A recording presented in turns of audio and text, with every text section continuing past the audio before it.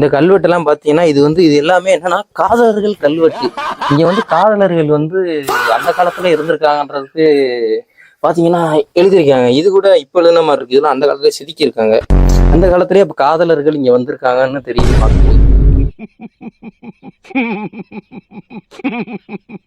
கீழேயுமே செதுக்கியிருக்காங்க. டிஎஸ்ன்னு போட்டிருக்காங்க, எம்ஏன்னு போட்டிருக்காங்க. இதெல்லாம் யார் எழுதுனா, எந்த காலகட்டத்தில் எழுதுனான்னு தெரியல எனக்கு. நிறைய இருக்கு இந்த மாதிரி. இது பூராமே புராதன சின்னங்கள். இது பூராமே பாதுகாக்கணும்னு நான் நினைக்கிறேன்.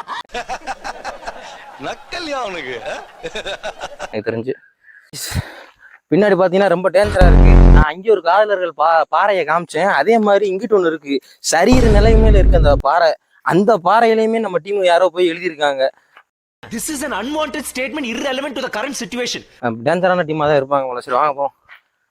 இங்க இந்த மாதிரி மலையில நீங்க வரும்போது பார்த்து வாங்க. பாம்பு இருக்கும். இப்ப எதுவும் இல்லை இருக்கிற மாதிரி எனக்கு தெரியல. இருந்தாலும் இருந்துச்சுன்னா டேஞ்சர் தான். நான் இறங்கி போறதுக்குள்ளேயே நமக்கு நுர தள்ளிடும்.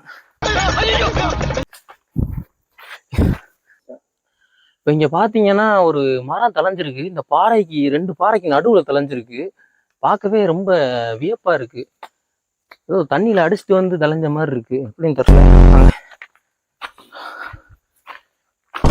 உங்களுக்கு தெரியுதான்னு தெரியல. அங்க ஒரு பாறை சரிஞ்சு விழுகுற மாதிரியே இருக்கு. ஆனா அது விழுகவும் இல்லை. ஆனா சரிஞ்சு விழுகுற மாதிரி பாக்குறதுக்கு இருக்கு.